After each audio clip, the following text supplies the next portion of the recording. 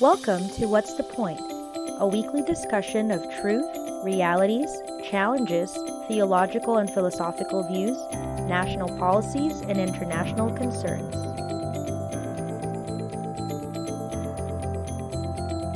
Welcome to What's the Point? Today we're going to talk about a Bible character called Nehemiah.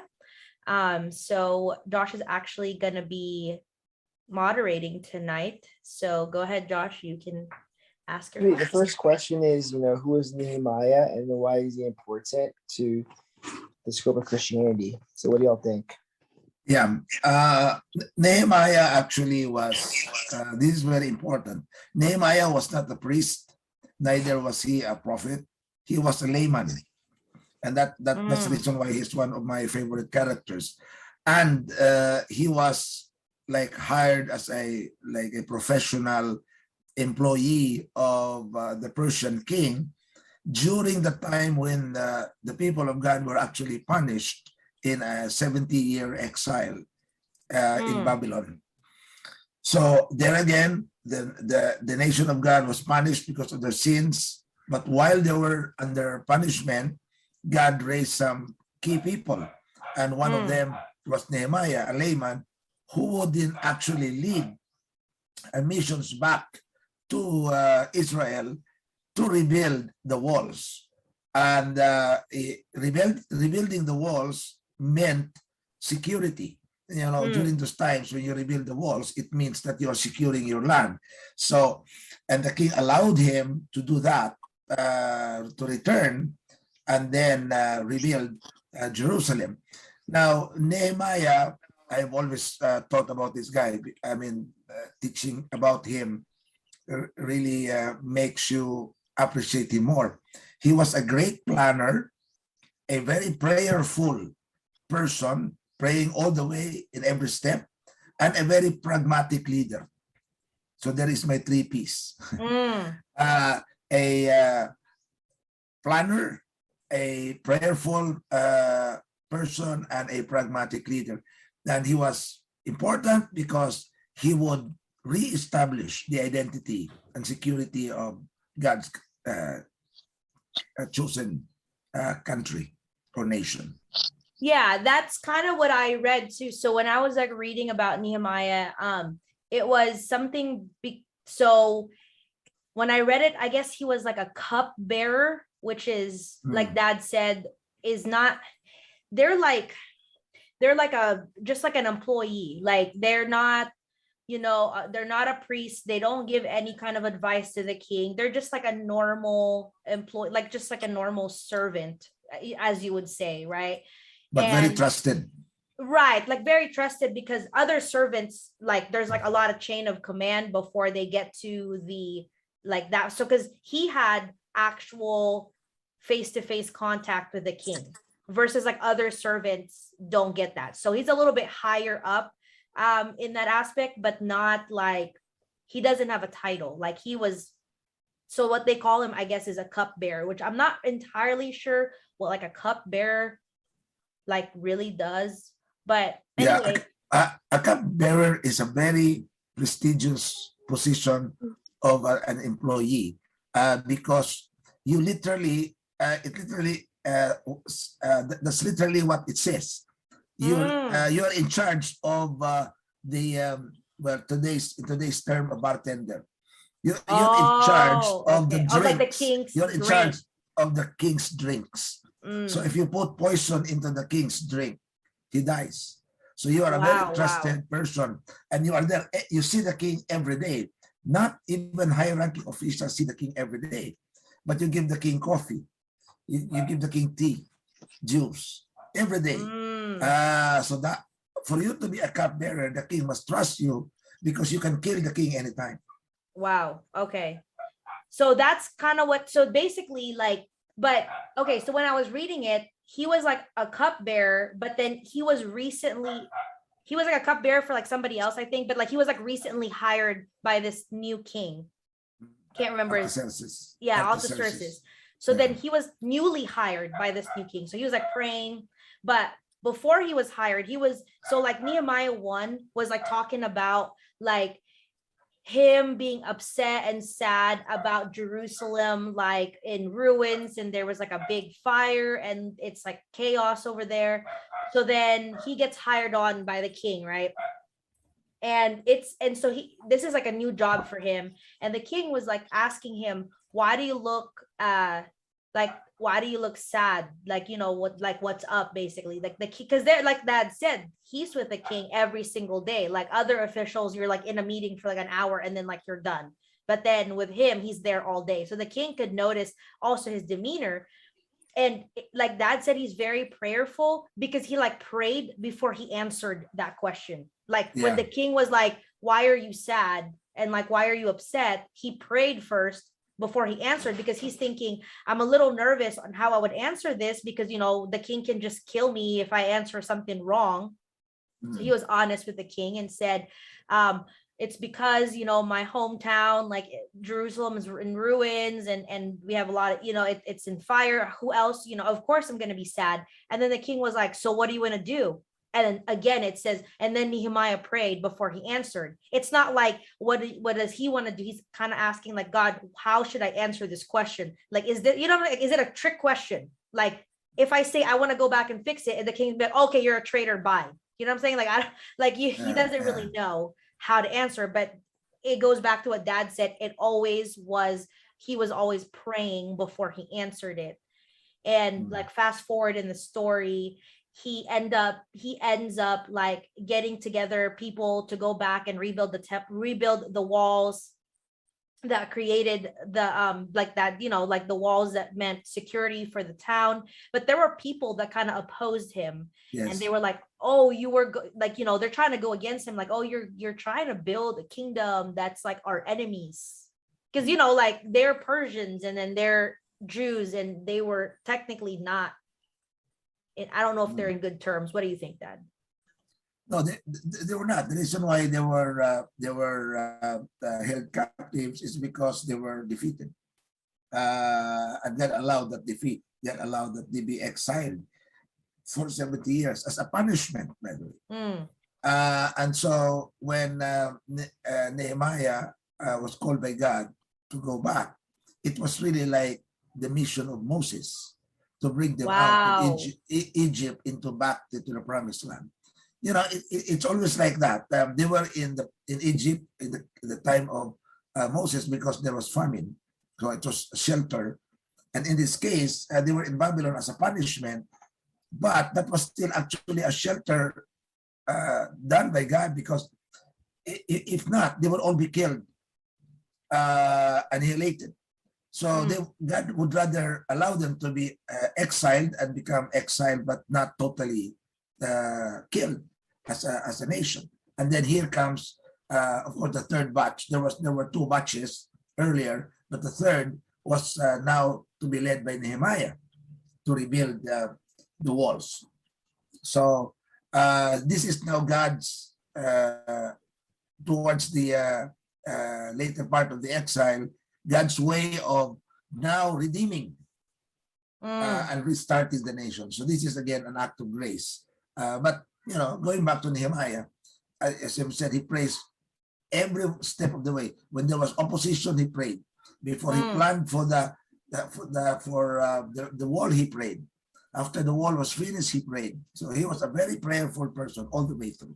And that reminds me, that's really cool aspect of like, pray without ceasing, right? It's really cool that's something that, we should implement today. It was like, how can we do that in our daily lives? Because then we have decisions that actually impact the course of history as well, even if it's just a small impact or whatever. But same thing, because, in our times today, you don't know, like, what does that look like for contemporary society? It could be like, what does my boss think? What am I going to say? God, help me know what to say today. Or if you're uncertain about a unsaved friend, hey, God, help me know how to approach this thing.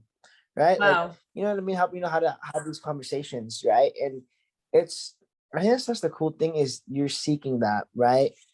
Opposed to just a relationship, right? Asking him for help. At the end of the day, it's his work in you. And so that's what I try to do as well, as much as I can. Is like, God, how do you want me to operate today? Help me, this aspect. And so I think the more we do it, the more it becomes kind of like skill. So Yeah. And again, remember, he was not a priest nor a prophet that was expected to be communing with God regularly.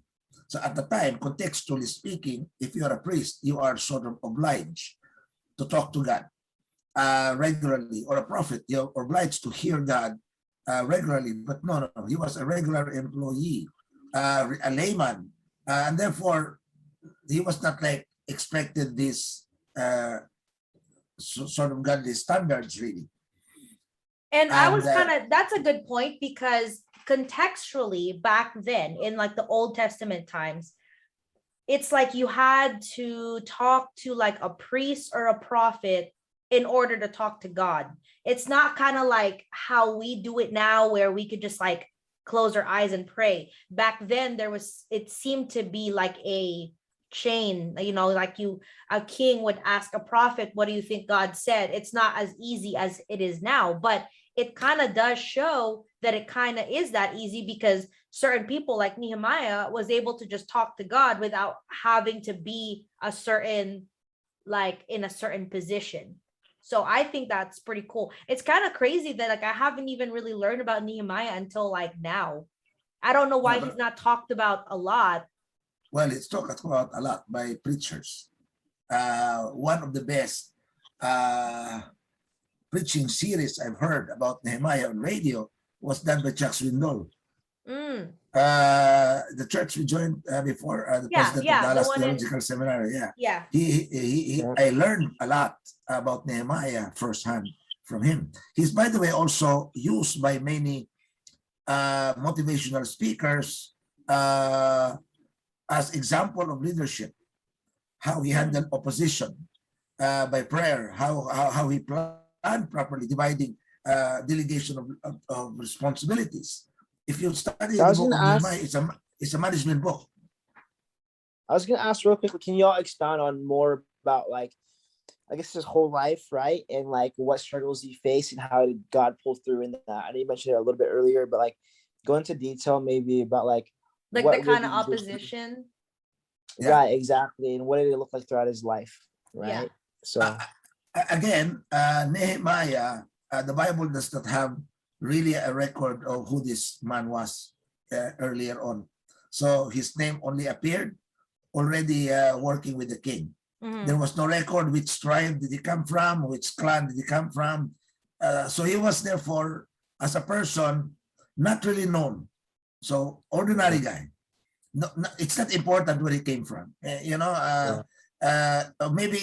it's really not even worth mentioning. So think of a guy who came from the... Oh yeah, go ahead. Go ahead, Gary. Well, no, I was saying that like it doesn't show that he was the prior to his mission. They don't really talk a lot about it. It's just like, you know, like Nehemiah, then it was like his prayer about Jerusalem. Like he just came out of nowhere. You know what I'm saying? Like they didn't really say like how he came about.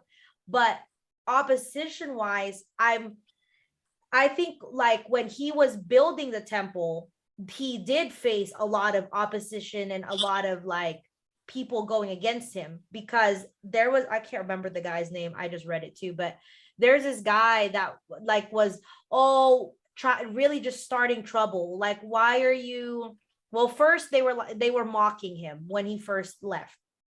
They were like, oh, what are they gonna do? They can't fix that in like a day, you know, where are they gonna get all the supplies? And then it goes into detail into like how every like clan or family in Israel like did one part, you know what I'm saying? Like they like worked on like, oh, this one built the like this side of the whatever. And so they were kind of like working together in that aspect. And then, but I feel like he was always there was this guy that was constantly pushing him down, was trying to trick him, like, hey, Nehemiah, meet us in this place, and then let's talk about your plans about the wall. And then Nehemiah knew, based on God telling him to like not go because it was an ambush. So like I think those are instances that Nehemiah was constantly getting like pushback from people. Yeah, but important here is a foundational aspect of his character. He was nowhere, he was nobody, and therefore he had no credentials. So he'll speak up from probably the slums, the marginalized, the common person. Then he was put into position of confidence. But you know, when he was facing opposition, the reason why he managed to go through that, so this is a leadership lesson really, is because, well, a Christian leadership lesson, is because he was always prayerful. And he converted his being prayerful to plans. So when he prayed, he was putting plans in his mind, or probably in writing. So he was executing a plan using a pragmatic approach to management. But he was always praying, he was always checking his plan. No wonder why when he built the wall, he put a plan in place, he divided people properly. And then when there were opposition, he prayed again, he had again a plan. Okay, you do that part, this part, I will be the... Actually, if you notice his plan, it is what management calls the defense-offense strategy. So he assigned people to defend the detractors, but he did not focus all the energy defending. He had another group continuing the rebuilding. So that's what it does when you are in crisis management. You assign a team to solve the problem, but you do not stop doing your objective. Otherwise, you put all your energy putting the fire off. So it's like when your building is on fire, when you're constructing a building as on fire, you do not stop everybody and stop the fire. Assign somebody to stop the fire, but assign the people to continue rebuilding. So it's a very important management. Because you're right, they strategy. were under attack. Like I remember reading saying like one guy was working with one hand. It obviously it's not literal, but it's like one guy was working with one hand and his other hand on his weapon. Like they were all basically had weapons on them. There was one main team that was like their main job is to defend, but even those that were building were semi-prepared if the first line of defense came through, like if they got through, because they were still getting attacked. That's why they're on fire, is because that's why the city was in ruins, because they didn't do that themselves. You know, someone was attacking them, and that's why they needed the wall to like stop the attacks. Correct. And it's important that the king to rebuild all his efforts will be considered subversive. Say again? All his efforts will be no. It is good that otherwise all his action will be considered subversive or rebellious. Are you rebuilding the wall? Are you building the kingdom to fight again? Babylon? In other words, and again, part of plans. Well, that's the thing. He knew. The king, that was that one guy that kept going after him. I can't remember what the other guy's position was. Like, I think the other guy who kept asking about him was in a position of power, little bit, not the king. But he was like, why are you rebuilding? Like, are you trying to go against us? You're rebuilding a city that is not even our ally. Like, why are you going over there? But then he was smart, like you said, about the planning. When he talked to the king, he prayed about it. Then the king was like, yeah, okay, go and rebuild your hometown. And then he's like, okay, but can you write me a letter that I can show to all the towns that I'm going to pass by that you approved for me to go and do this? Because it's like a plan. He knew ahead that there is going to be opposition and that someone's going to question him for what it is he's doing, because it is not, it's against what they would normally do. So I think that goes back to like praying and asking God how to do that, because he obviously did not. And so I ask y'all, you know, with the not now, right? What is it mean understanding more of Nehemiah's story like that? How, you know, the approach that you're talking about before that, and the concept you're talking about, Carrie, how does that relate to somebody who's in the workforce or somebody in just them? Well, number one, you don't need an impact in your surroundings. So wherever you are, God is calling you. You don't need to be a pastor. You don't need to be Mm. Christian worker. Wherever you are, like Nehemiah, you have a role to play. So that's one. As I've said again, lessons on prayer. Pray all the time. Plan your work, plan your future with the Lord's help, and be a pragmatist. Don't. He was not an idealistic. He was pragmatic, meaning he knows how to. He has a strategy, but he has tactics to move Mm. around. In other words, like a normal an idealist would keep on building the wall despite opposition and not fighting the opponents, and they will just keep on and head on. But he was a pragmatist, defense, offense, and talk to the people. But you see, there is one thing here that is amazing. He was not really like, how do you call it, come from a big tribe or a reputed person, but he can get the loyalty of the people working with him. Why was Yeah, that? that's a good plan. Yeah, That's a good point rather, yeah. because he wasn't famous. Hmm. You know what I'm saying? So like, why are the people in Jerusalem believing in him? Yeah, and the answer is they were working for a common cause. Mm. Every one of them wanted to go back and rebuild the nation.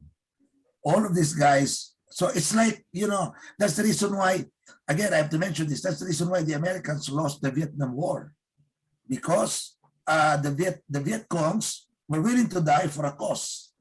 The American soldiers were fighting because of the salary. Same thing in Afghanistan. The Taliban were willing to die for a cause, but the Americans were there because they had salaries.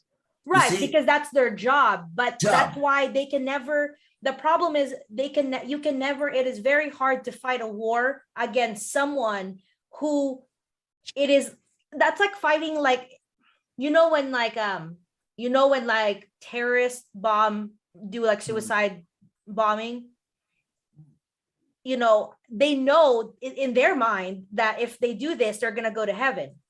Yeah, So that's why that's what they're thinking. It doesn't matter how, it doesn't matter if it hurts, it doesn't matter. But for us, like for us soldiers, it's like that's ridiculous, to do that. But to them, that they are so ingrained into that. So with that same mentality was what the Israelites had. Like they were we just want to rebuild our land again. And well, I in the think Philippines, yeah.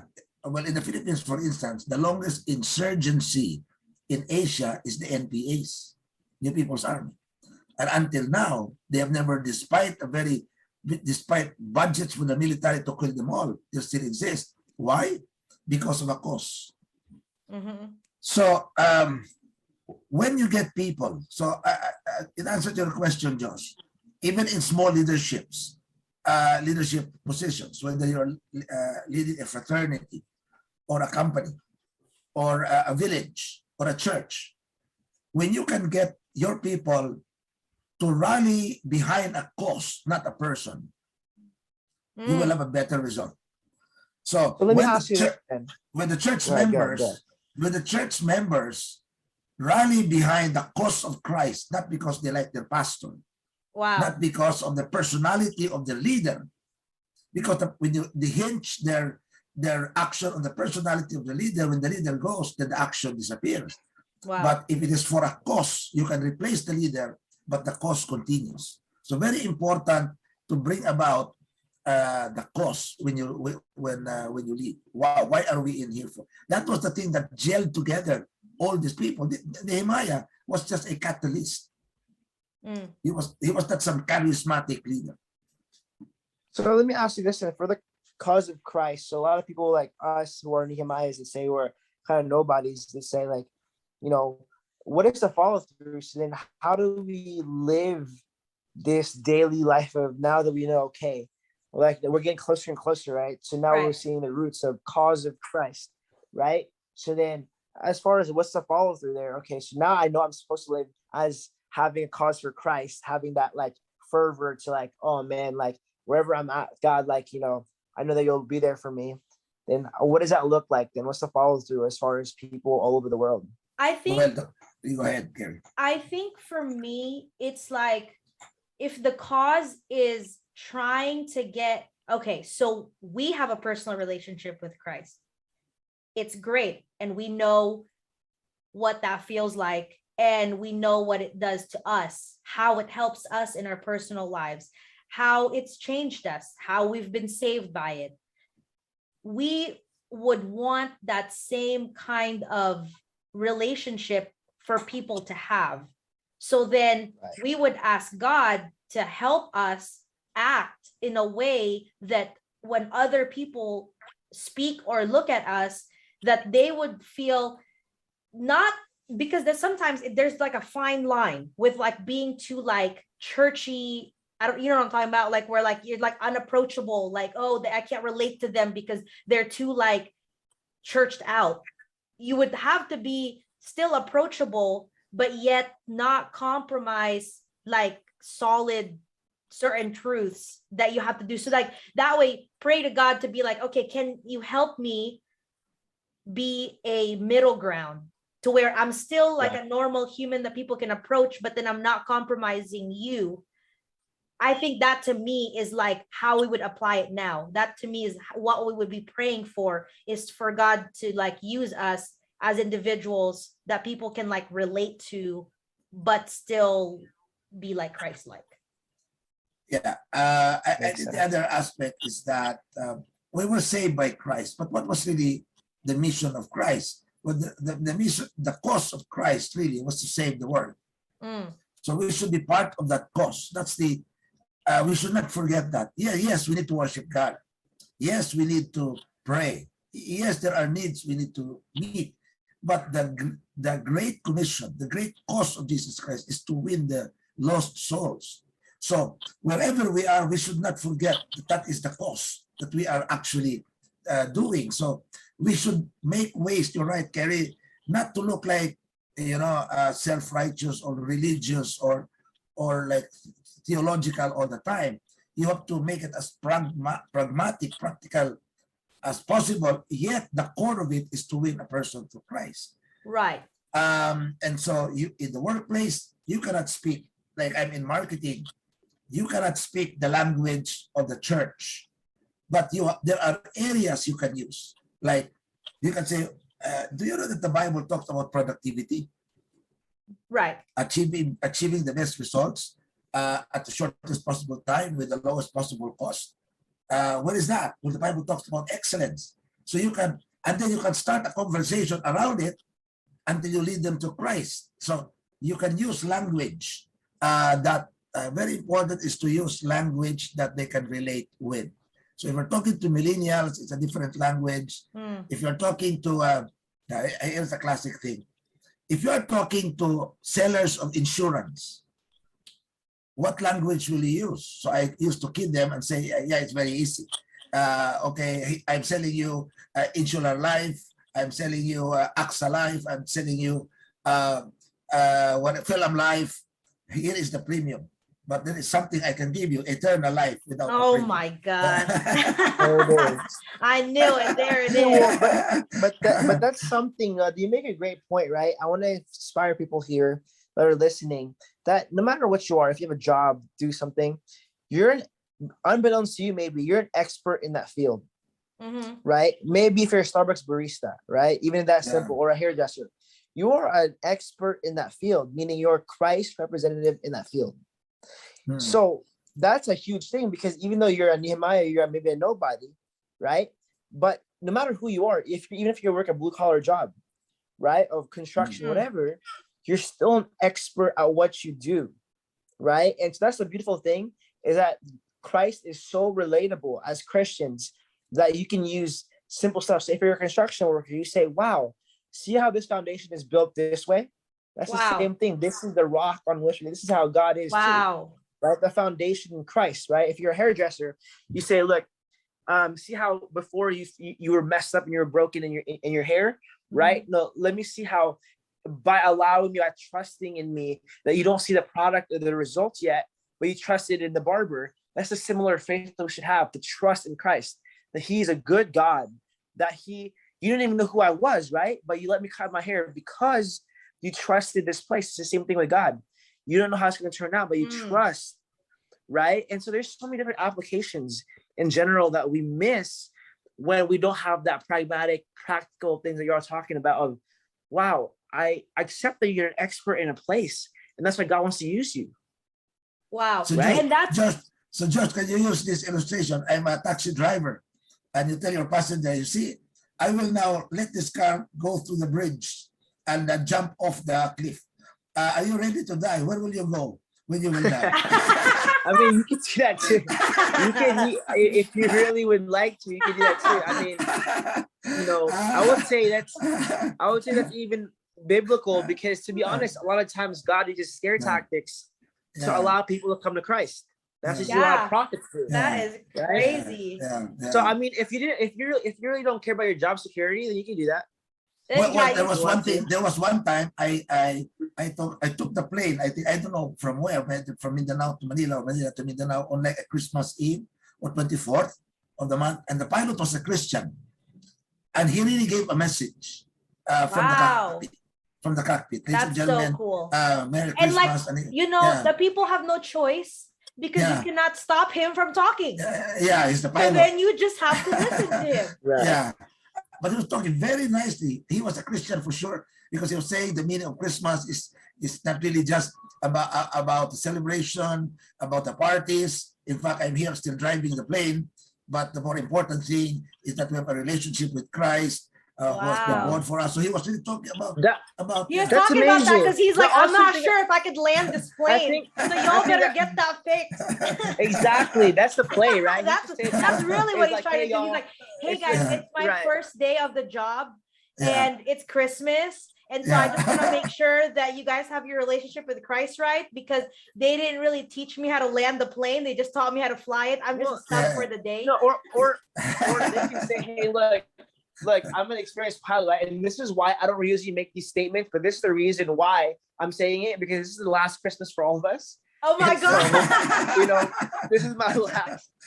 This is what, you know, I want to, if y'all want to know Christ, I want y'all to understand who he is, because then, you know, what a greater time to, you know, to go, but now I guess, you know what I'm saying? You're like, but now you might not have a chance tomorrow, so maybe you should accept Christ now. Right. Yeah, but did you not realize that our engines are not functioning anymore? Oh God, exactly. Can you imagine? So in all honesty, like, you know, he's saying, hey, like, you know, I'm just saying these things too, so I can distract you from, you know, because we're about 2 minutes away. Because we're about 2 minutes away from crashing. I think so. With the what's the point? I guess maybe holistically, like what could we do? So then this is aspect. Okay, so the what's the point? Try to include like, how did kind of God get into Nehemiah's like life, and how did how did he pull through, and then also like, how is Nehemiah's faith, I guess, in those things, and in what ways can we emulate? You know, so just do a little quick rundown on those. Do a little bit deeper on the what's the point? Okay.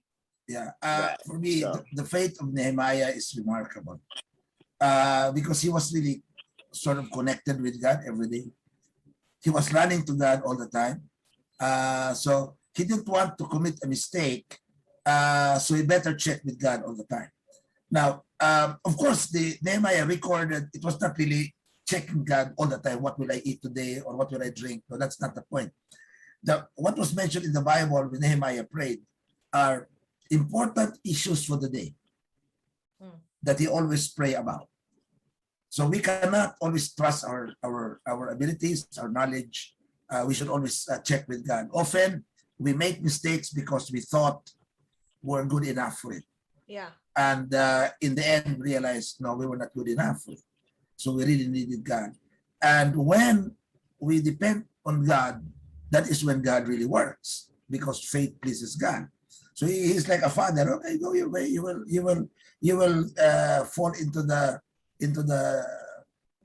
ditch, into the mud, and then when you are there, you will call on me. Then I will come and pick you up. That's to steal it. Yeah. So because God will not interfere with our freedoms, with our free will.